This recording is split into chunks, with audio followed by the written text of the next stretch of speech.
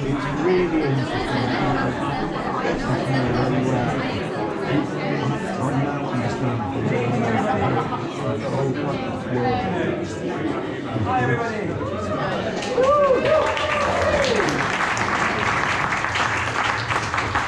My name's PJ Harris. And I'm Kumari. And together we are the co-creators of Displaced, the Woolwich opera. Hannah also wrote the libretto, that's the words of the opera. And PJ has directed the scene that we'll be sharing today. It's so great to welcome all of these many faces to a new opera. It's really exciting. Today what we're presenting is a work in progress sharing and is part of Tete-a-Tete, the Opera Festival, and we're really delighted to be part of that festival. Hannah and I actually met on another opera about football last year. It's a very specific niche that I've developed. And we just thought that there was so much scope in this marriage of football and opera to reach broader audiences and potentially even people that might not ordinarily come to opera. And so I'm also hoping that amongst you today, some of you may not have been or experienced opera so far in your life, and that you enjoy the musical experience and this story of football, community and displacement. And for me personally, I'm a local resident here, so it's particularly special and very rare for me to work with and for my local community. And I'm a huge football fan, so making theatre about football is kind of my thing, but I am someone who's very new to opera. In fact, the opera that I worked on with PJ was only the second opera I had ever seen in my life, so I'm definitely bringing that perspective as well. And so at the start of this research and development phase of Displaced, Hannah and I met with two Arsenal historians, and we just realised that this world we were creating was going to get richer and richer and richer. And so the opera is set in 1913, and it's about the displacement of Arsenal Football Club from Woolwich to Highbury in North London. And it's about the impact of that displacement on the local community that built that club here in the factories that we're sat showing performance today. And interwoven into that is the women's suffrage movement and the militant campaign that was happening in 1913 at the time our piece was set.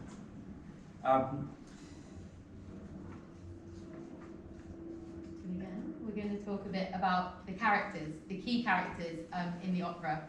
So Annie is the protagonist of our story. She is an upper middle class woman from a well-to-do farming family in Yorkshire. After marrying her husband Jacob, who was actually a farm worker on her family's land, much to their displeasure, and giving birth to their daughter Jocelyn, Annie and Jacob relocate to Woolwich, and Jacob gets a job in the munitions factory alongside Francis. More on him from PJ later. Annie is the one who drives the move to London, driven by her political aspirations. Having shunned the life of domestic whiffery that her parents had in mind for her, she's a long-standing member of the Labour Party. Once in Woolwich, Annie becomes a key member of the suffragist movement. They were the peaceful campaigners for women's rights. Despite being pretty peeved, Annie's family continue her allowance, so she doesn't need to get a job. So she's got plenty of time for politics. She takes care of her daughter Jocelyn. She forms a close friendship with Francis, who she meets through Jacob, and she starts attending Woolwich Arsenal matches. She feels at home in South East London. Alas, the same cannot be said for her husband Jacob, who desperately misses the Yorkshire countryside, his family and a simpler way of life. He's a carpenter by trade, a kind and gentle man connected to nature and the seasons, an intelligent man who enjoys reading. Jacob always admired Annie from afar, taken with her striking looks and disdain for the trappings of middle-class life. After their unlikely matrimony, Jacob agrees to follow Annie to London. He loves her, he adores her, but not politically motivated in the same way, and not getting into football in the way that Annie does. He feels like a bit of an outsider. Unable to adjust to working in a factory full of smoke, chemicals and noise, without any real friends, and feeling rejected in his marriage to Annie by her increasing commitment to the cause, Jacob turns to drinking. Then we have Adela. She's an upper-class woman from a wealthy liberal family in West London. Kind of like Ethel Smythe vibes, but a bit younger. Adela is a prominent member of the suffragettes, the militant and increasingly violent campaigners for women's rights. The suffragettes and the suffragists were two completely separate groups who had very different methods of trying to achieve the vote for women. As the suffragettes' bombing campaign gathers fire, Adela takes responsibility for finding new recruits, canvassing at meetings of the suffragists. You can see where this is going.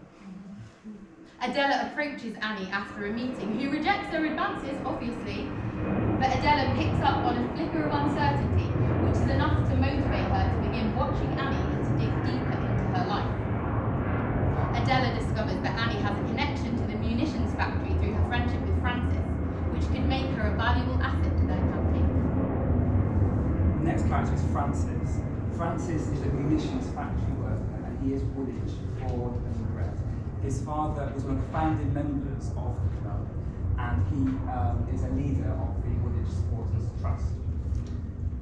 William is a Scottish footballer. He's come to Woolwich after a stint at Carlisle United, and as was quite common at the time, he lodged with a local resident. So he ends up lodging with Francis, our munitions factory worker, and the two become friends. And quite quickly, this becomes romantic. Francis has a sister, and sadly she passes away in childbirth.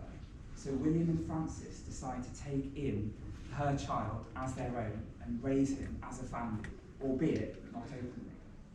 It was really important for us, especially for me, I'm in a queer family, to get that representation in the opera. There's very little queer representation of families on stage and screen, and we wanted that to be positive representation actually, so we wanted to really avoid the kind of trauma narrative that can often happen in those kinds of stories. And so with that in mind, William and Francis's relationship is a really loving relationship, and they provide a really strong and stable home for their child now, Samuel. And so the tension that rises in their relationship as the piece develops is about the potential displacement of Arsenal Football Club. Because William is an ambitious footballer, and so he's kind of on the side of this new shareholder, Henry Norris, who is thinking of displacing the club to move it somewhere more accessible, more profitable, and that obviously means good things for him and his career.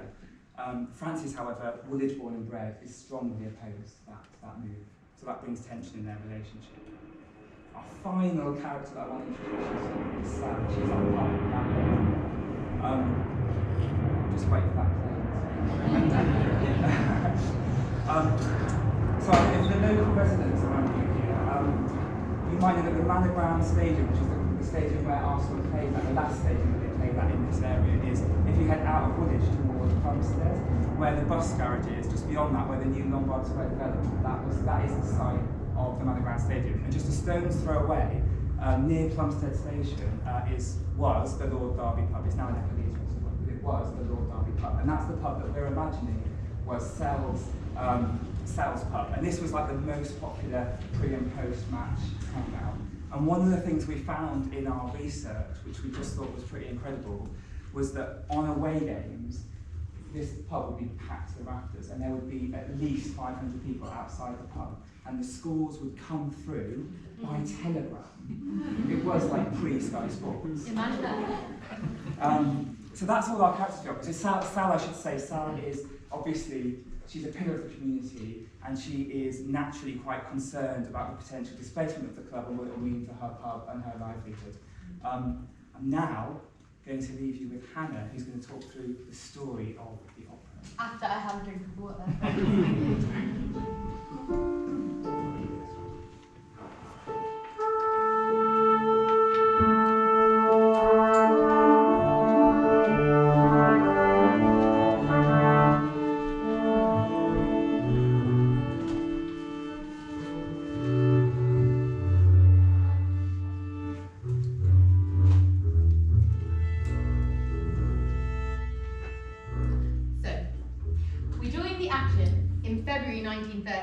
Towards the end of the football season, which back then was April, things are not going well for Woolwich Arsenal FC. Despite being the first London club in the Football League, the emergence and membership of other clubs such as Chelsea and Tottenham means that people no longer have to travel to inaccessible Woolwich if they want to watch league football. Crowd numbers are down, so's the bank balance, all the best players are leaving, and relegation from the First Division seems all but a mathematical certainty. This businessman Henry Norris has recently taken over as major shareholder and chairman, and he seems to think that a move away from Woolwich is the solution. However, on match day, the atmosphere is still upbeat. Excitement for the game. It's Saturday, it's football. We join the crowd on their way to the game in a big choral number. We're introduced to Francis and Annie, who are attending with their children, and the Woolwich community. There's Sal from the Lord Derby. She can't go to the pub because she's got to stay in the pub. Gossip, banter and rumours fly about Henry Norris, the proposed move, and the true nature of Arsenal captain William and his landlord Francis's relationship. Scene 2 is a press conference after the game, which ends in a loss, the latest in a long line. William is interviewed alongside the team manager, but Henry Norris is nowhere to be seen. He's a dark presence in the background. We see William's loyalty to the club and to Henry Norris. He says the players are committed to doing whatever is necessary to get this great club out of the trouble in which they find themselves. We contrast this very public scene with an intimate one in Francis and William's home. Francis and Annie are there with their children after the match. Francis is depressed about the result and the club's seemingly unavoidable move out of Woolwich. William returns, and we get a window into the romantic relationship between the two for the first time. Behind closed doors, there's no need for them to hide their love in a society in which homosexuality was illegal. Annie is a close friend and their confidant. The same is true for her. Her relationship with her husband Jacob has reached breaking point. His drinking has hit rock bottom after he fell asleep drunk and left the stove on with their daughter Jocelyn asleep upstairs. Annie returned just in time, but it was the final straw and she kicked Jacob out of the family home and hasn't seen him since. She was hoping that this would encourage him to get his act together, but she's heard rumours that Jacob is renting a grotty bedsit, has started frequenting the local pubs, except for the Lord Derby, and is often absent from the factory at work. The scene ends with Francis pressing William for insider info about a possible move for the club, which William insists that he doesn't have. We join Annie a week or so later at a suffragists meeting in central London. The charismatic Adela has been eavesdropping outside and overheard Annie's growing frustration at the lack of change which is coming about as a result of the suffragists' peaceful protests. Adela approaches Annie and suggests that she might join the militant suffragette movement instead. Despite rejecting this suggestion, something in Annie is intuitable to Adela as vulnerable, lonely even. A few days later, Friday night, and we're at an emergency meeting of the Woolwich Arsenal Supporters Club, chaired by Francis, attended by Annie. After learning that Clapton, Orient and Tottenham held a protest demonstrating against a potential move for Woolwich Arsenal to North London, which in turn seems to have inspired a top-secret meeting between Henry Norris and his cronies, Francis is getting pretty desperate. Not being from Woolwich herself and so not feeling the same emotional connection to the birthplace of the club, Annie kind of doesn't understand what the big deal is. A move makes business sense to her. Adela, our wealthy suffragette, lurks outside the meeting and overhears the unrest amongst the supporters and the growing strain on Annie and Francis's friendship. Adela resolves to return to Woolwich the following day, which is a match day, and hang out at the Lord Derby, which she's discovered is a pre- and post-match fave for the Woolwich Arsenal faithful. She's bound to fit in, right? And so it's match day at the Manor Ground, and Liverpool are in town. Arsenal have no chance. But as is so often the case in football, it is after all the hope that kills. The game ends in an unlikely victory for the relegation strugglers, with a goal scored by none other than our very own William Robson. Afterwards, it's all round to Sal's to celebrate.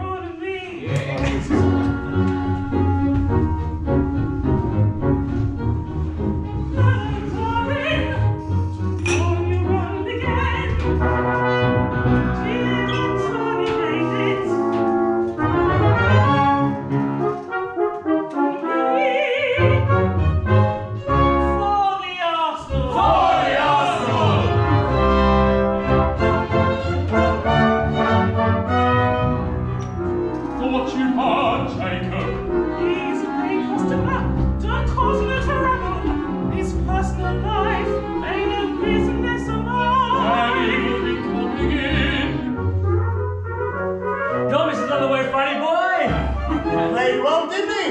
Must be proud of it. He's my border, nothing more. Whatever you say, sweetheart. Good goal, that. I am a man. We might be down, but we're still not out. We'll Woolwich us now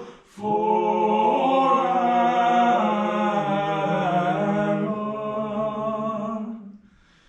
We might be London's down, fast steaming but we're still firing not water out. fountain.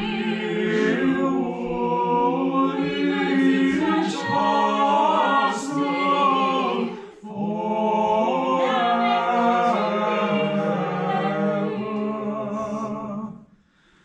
We might be down, but we're still not He's looked all round London out. town. We'll That's the right Woolwich city, us that's the road.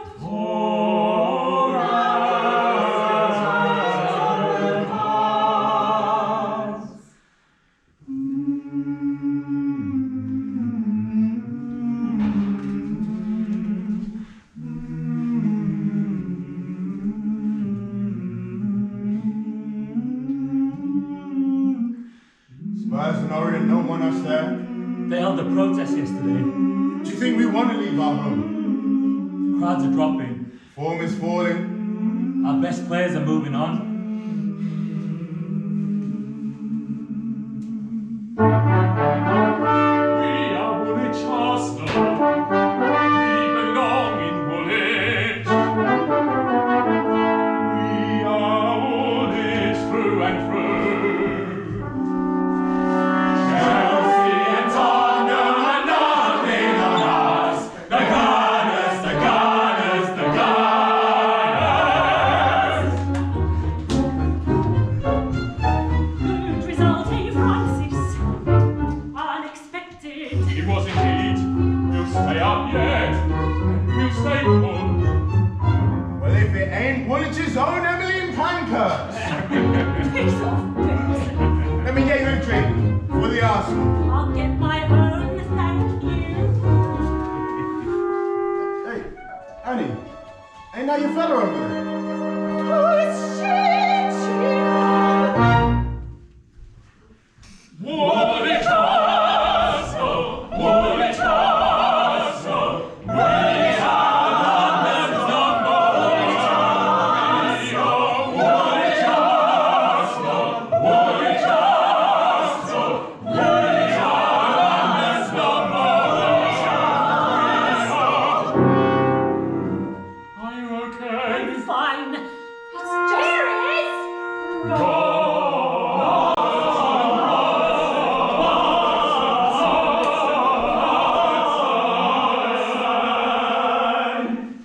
We might be You're a big shot on our side. He scored a great goal today. Giving us the chance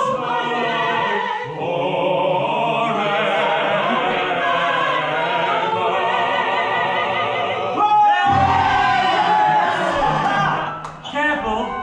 The wife will be getting jealous. Still not getting any Alfie.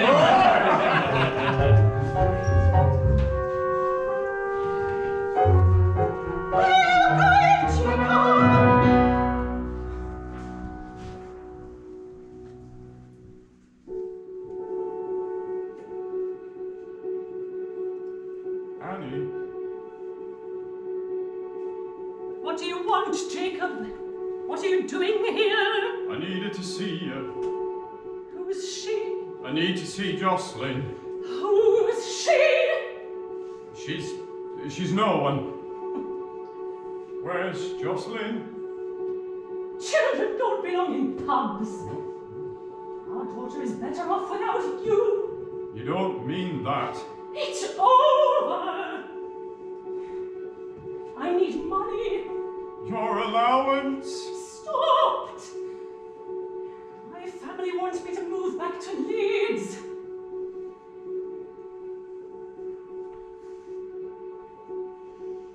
Let's get away from this place. It's no good for us. No good for you. My life is here. I need money. The landlord's been wrong. I don't have money. You have money for your booze and the whore. Annie, please, Annie. I never asked for anything.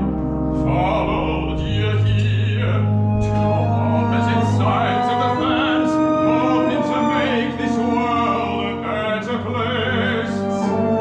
Your voice, your beauty, I can't survive without it.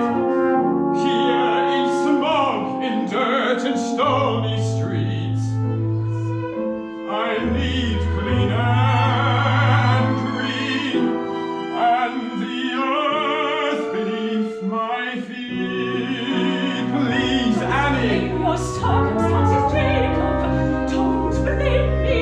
You make your choices like we all do. You've a daughter to provide for. You've a danger with your drinking. I'm sorry. No stone. Forgive me. I need to get away. You're listening to me. I can hear you. I loved you. But I don't agree. It's over, Jacob. If it were in my hands, I'd divorce you now.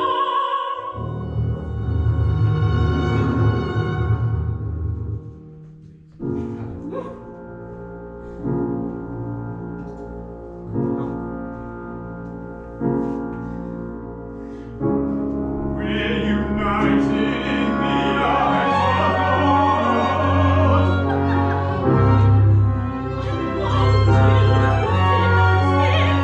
Through wrong and wrong, because a woman knows More are your cause than your family. that's rich. Are you a family man? Your arms wrapped around some whore.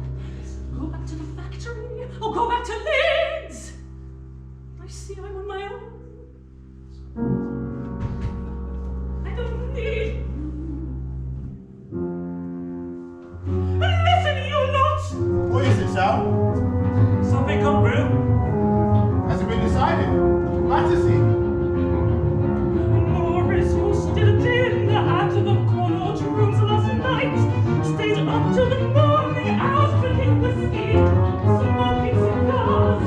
Deciding our fate.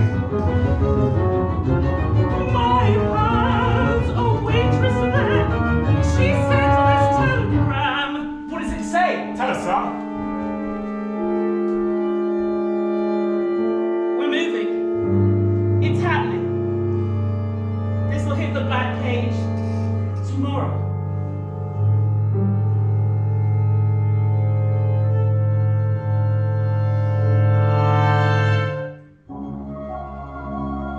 After searching the whole of London, it's been decided that ground in the borough of Islington best suits our needs.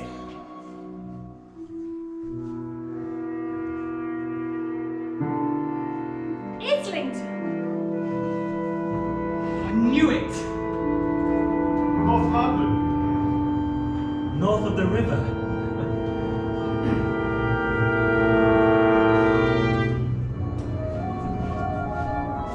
It happens to be the apex of an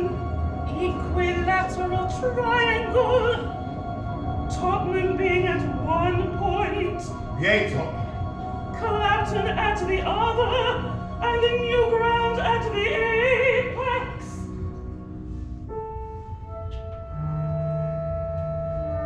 What's he on about triangles?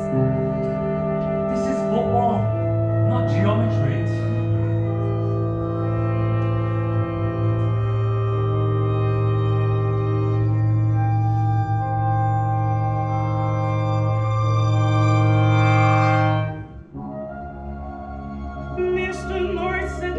About the exact situation of the ground, except that it's in the borough of Islington. In a week or so, they intend to invite the press to accompany them and view the ground. The press? Are you us. kidding? The press don't care about us. We're the fans. We are football. What do you think, Francis? William, did you know about this? I need some air.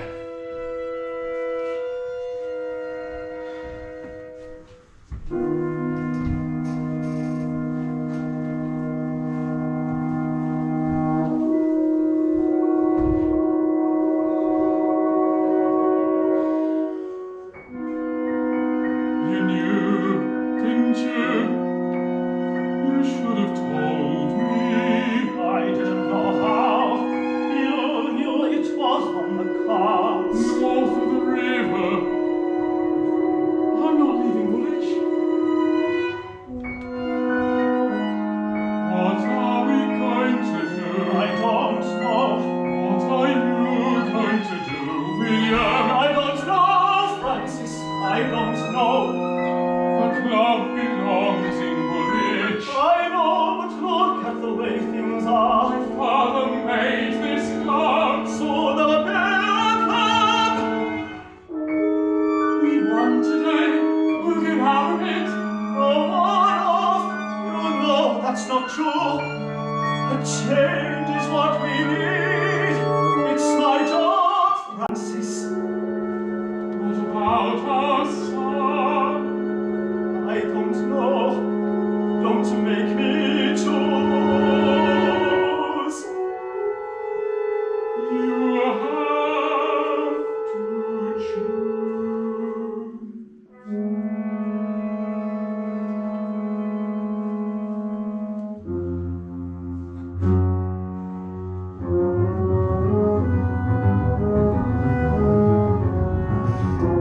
Excuse me. You buying a drink or what, love? This ain't a free for all. Who's she anyway? I ain't seen her around here. I've seen her somewhere before. Excuse me, I didn't mean to offend. One have a gin and tonic, please. For the Arsenal. In fact, give me two.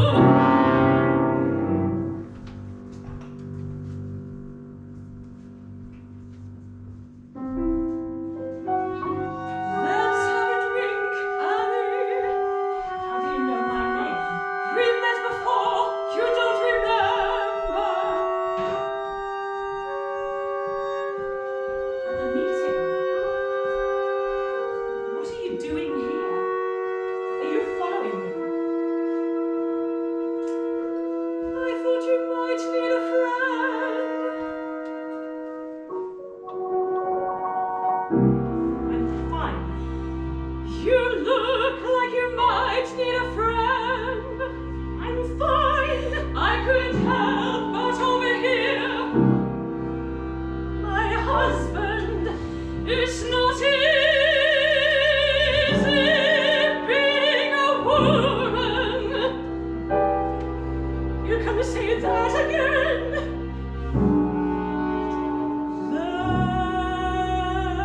Let's have a drink.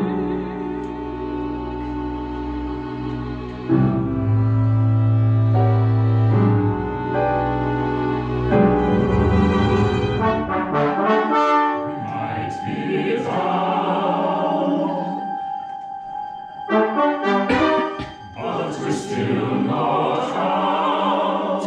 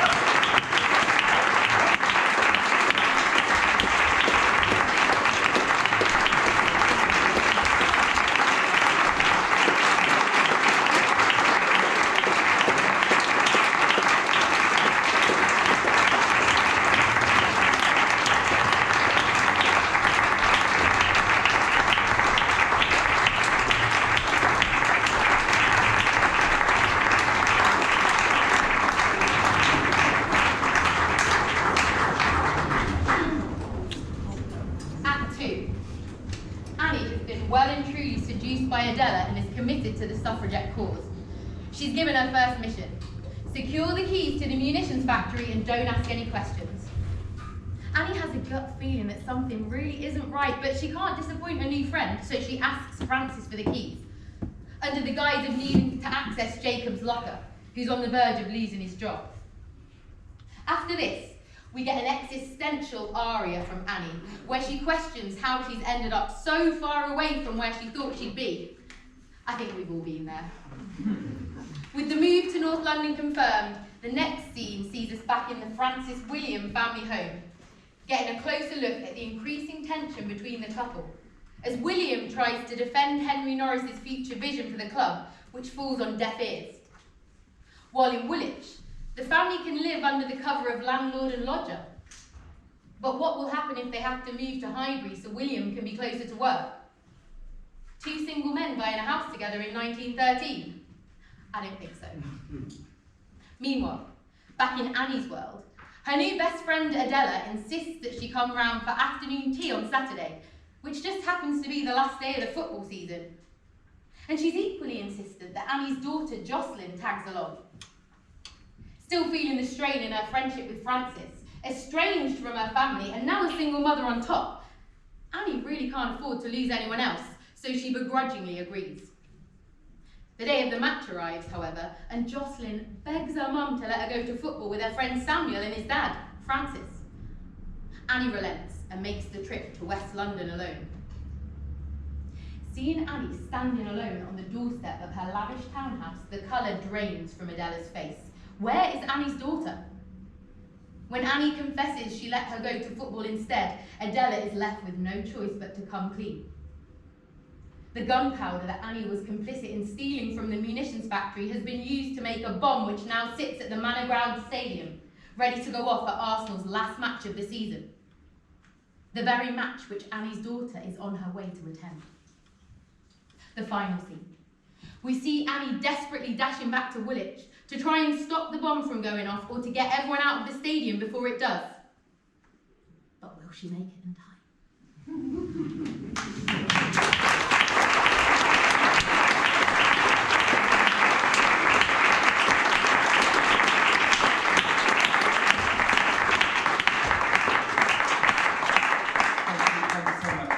Invite Olivia, our conductor, onto the stage, and most importantly of all, Omar Sharia, the composer, onto the stage.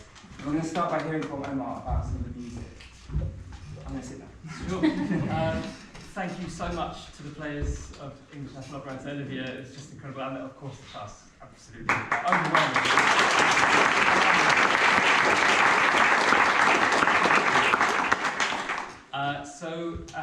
Where to start? When the first thing that attracted me to this project actually was the first thing that you hear, football. I'm actually not the greatest follower of football, but I am fascinated to the point of mania about the phenomena of football culture, its values, the way it manifests itself in different places, but also football as a musical phenomena. So if you've ever heard, I mean, it took us a little bit of workshopping to get that chant correct, because it's not just Woolwich Arsenal, it's Woolwich Arsenal.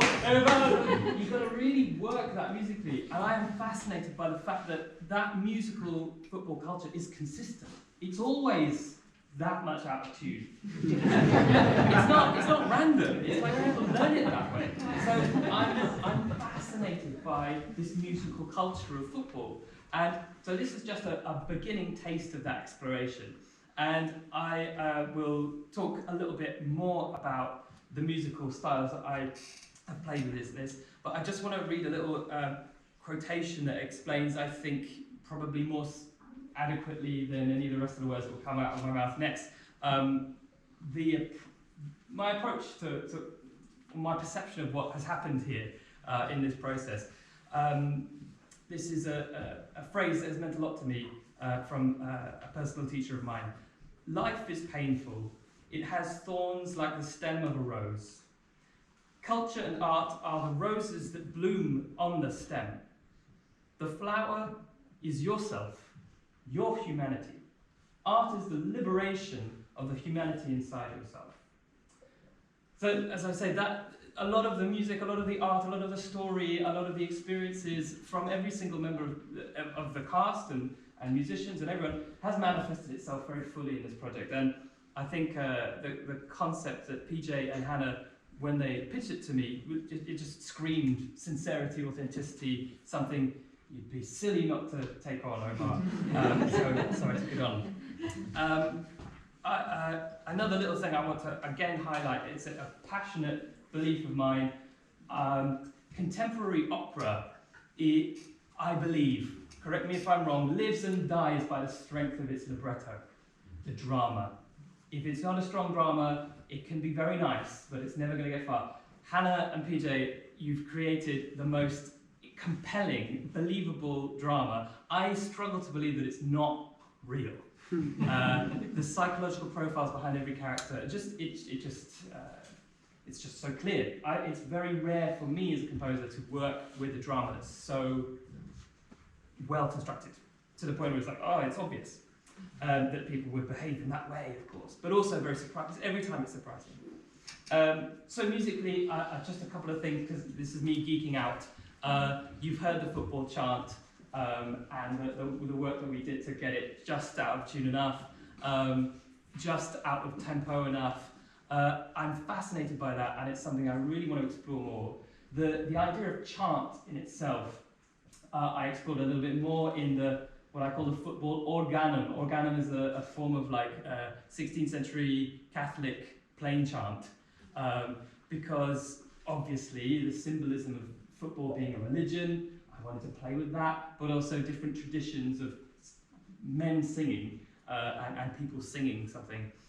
So I don't know if you noticed that the underlying line of the plain chant, we might be down, but we're still not out, is the same as the original football anthem.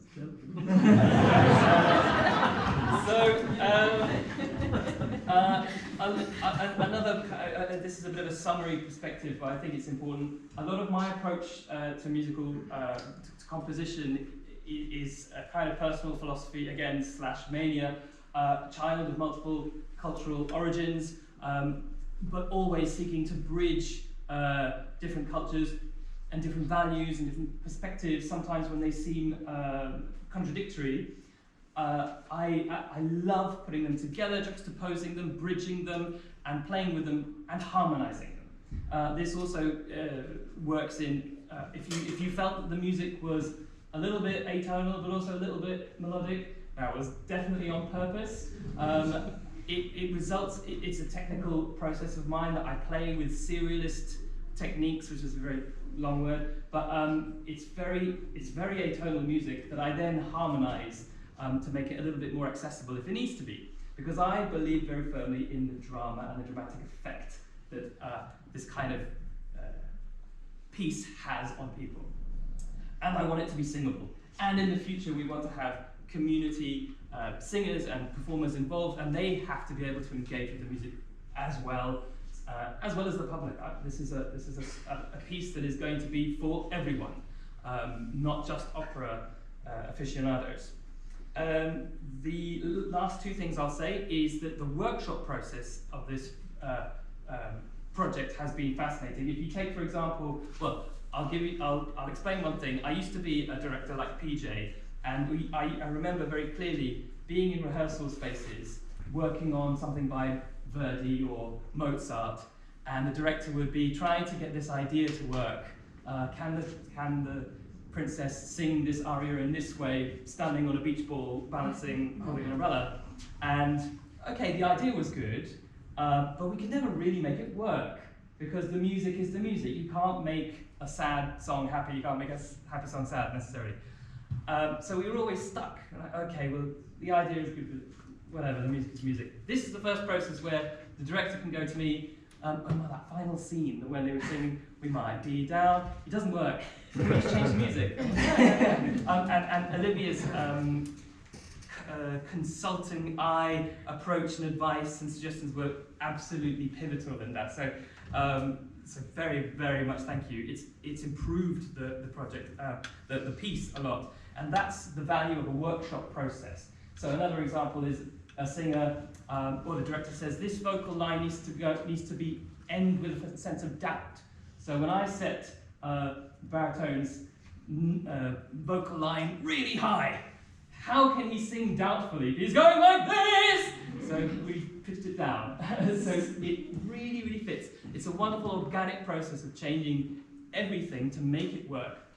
And so the last thing I'll say about the music is what personally I think will come next musically. A couple of kind of little obsessive things that I really want to play with.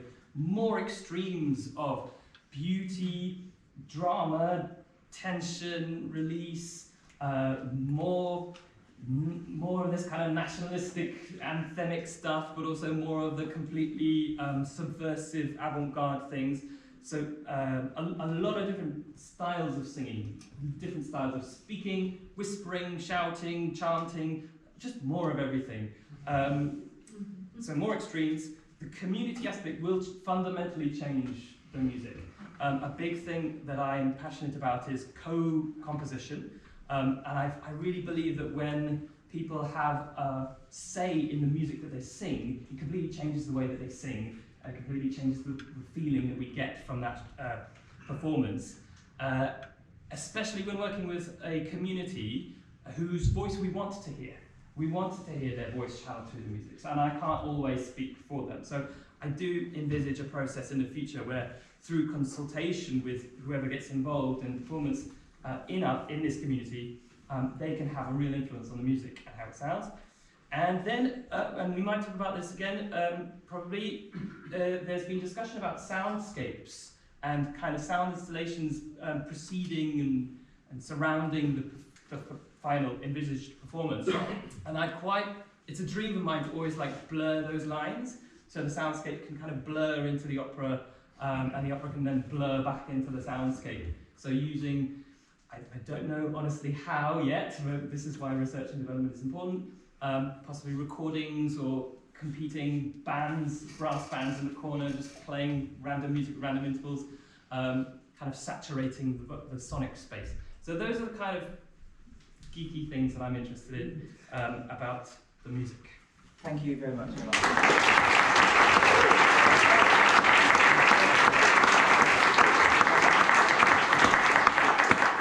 We're mindful it's getting very, very hot in this room. The final thing now, we've got about 10 minutes left, and I'm just going to invite the Artistic Director of Tete the Opera Festival, Bill Banks-Jones, who's going to lead a brief Q&A, if any of you guys have any questions for us, and then we can continue that in the bar area, where hopefully it will be a bit area. Okay. Maybe we could open some windows as well. Sure. Yeah. Great. You're very kind, PJ. I've been to a lot of work in progresses of operas. I don't think I've ever been to one where everyone's so certain of what you want to do. You're in a room with a lot of people who might be able to help you get to the next stage. And there are lots of ways you can do this. You definitely want feedback. You want to know how this landed with you guys. So we have got feedback forms that Anna over there will hand out at the end. You can tell us what you think now. You can have some in the bar. You can also pay for the next stage if you've got deep pockets. But I'll kick off with my own question, which is, well, what's your end point? What's the dream for this piece? Where would you like to see it, you guys? I think there's quite a few different versions of how we see the project going forward. I'd like to talk over an airplane again. It's always you, isn't it? I think one version that we're imagining, or like a model that we'd really like to do, is, Omar touched on it, a chorus that's made up of at least 50% community members, so that it's a mixed rehearsal room. And so the piece, as well as being for a community, it's made and created by that community. I think one idea we've got is here at Woolwich Works, there's a fantastic fireworks factory over there, a factory that was really integrated into like the history of the club and the people that have made it. It's a really vast space, and so there's a whole version of this piece which is site responsive in there and quite immersive for the audience. we were thinking that possibly even there's so much history that feels like it's not that much out there, and that there could be like an installation or an exhibition that celebrates the suffrage movement here in Greenwich, that explores the identity of this area, that looks at Arsenal's identity when they were over here, and that in the daytime people could come, no opera like necessary, and explore that exhibition, and then in the evening it could come alive with performance. And because it's such a vast space, we could have multiple spaces around there, and the audience could travel around so that it feels like they're more engaged in it. There's also a version that's in a black box theatre or in the Proceeding March Theatre, but that's like one idea that I'd like to put out there in the world. I'd like to come. Any of you got more to add? Or anybody got a question they're burning to ask? Nice and loudly! Hi, I'm an Arsenal fan and also work in opera as well, so I was like, obviously I'm here. I just wondered, as fundamentally it's like, I guess, part of your story of Arsenal, but there's obviously the interwoven plot lines that you've got in to centre it. As it expanded, how much would you focus on keeping, both musically and story-wise, Arsenal triumph, Arsenal themes, versus saying, okay, we're going to do opera and focus on the story, it's just grounded at the beginning in Arsenal. How much would you want to thread that in? I think from a story perspective, like libretto-wise, it would be like the two are working very much hand in hand, because I think football, looking at things through the lens of football is such an interesting way, looking at both social history and older history, and I see the two things as being like really integral, the one to the other. So the story between those three characters is really key on what happens, and Annie's struggle and her conflict, but what's happening with the club is almost driving that in a sense, because it's the threat of the displacement of the club that is almost sparking the drama alongside the suffrage movement. So I think it would be, I see it as one thing that would like move forward, and I don't know musically what you think, Omar. Yes, I think that focus on the community is really what this is all about, and the specificness of Woolwich Arsenal. It's got to be specifically about Woolwich Arsenal. And the chants and stuff, I feel like they would keep yes, feeding in. It's all about the community, the way they express themselves, and what these things mean to them. When you sing a song about a thing, it probably means you like it. So, when that club then leaves, it's quite devastating. Where are we going to sing this song? What pub are we going to go to now? The ramifications are huge. But I don't know if this is related, but it makes me want to say that we spoke a lot about whether we would see football happen in the opera, and there's definitely been a decision not to play a game of football in the opera. I think that has been done. I did it, yeah. Yeah. I'd very much like to avoid that. Yeah. Or we can refer to it or whatever. But so I think that's important to say as well. It's about the people. This might be the shortest Q&A ever, because you're going to have to be the last question. But we can carry on in the bar anyway. So one of the things I wonder is there a bit of social context that you might bring in relation to, say, the munitions factory? Because in a way, the thing about munitions factories is they were dirty, extremely dangerous places to work. So how much was the football an escape from that kind of daily grind? Because it's great, it's fantastic what you've done, I love it. But there's a bit of me that feels that needs to be there. Yeah, actually, it's interesting you said that, because there's a book that one of the historians sent us, which is about, it's all about the audience, the makeup of the crowd that attended the matches, and it talks about, like, for example, on a match day, that people would just be clocking off, because it's over, I can't remember how many hours, when the war was on, it was like 96 a week or something they were doing, which was obviously like the year after. And the football match itself was like the one bit of respite from all of that work. So yeah, absolutely, that needs to be. Yeah, definitely. I think in the full thing, it would obviously, like, within presenting one scene, you can't obviously bring everything in, but I mean, in some of the smaller scenes, that would be a chance for the characters to maybe share more about their lives. And we did originally have a scene in the munitions factory, but we moved away from that, but maybe it's something that we would consider bringing back in. And I can't remember why we decided to scrap that, but I'm sure there was a reason. They would have been. It may come back. I'm very mindful that I know there's at least one person rushing for a train, so don't want to trap you all. So the conversation can easily continue in the bar downstairs, but I think these guys deserve one more big clap.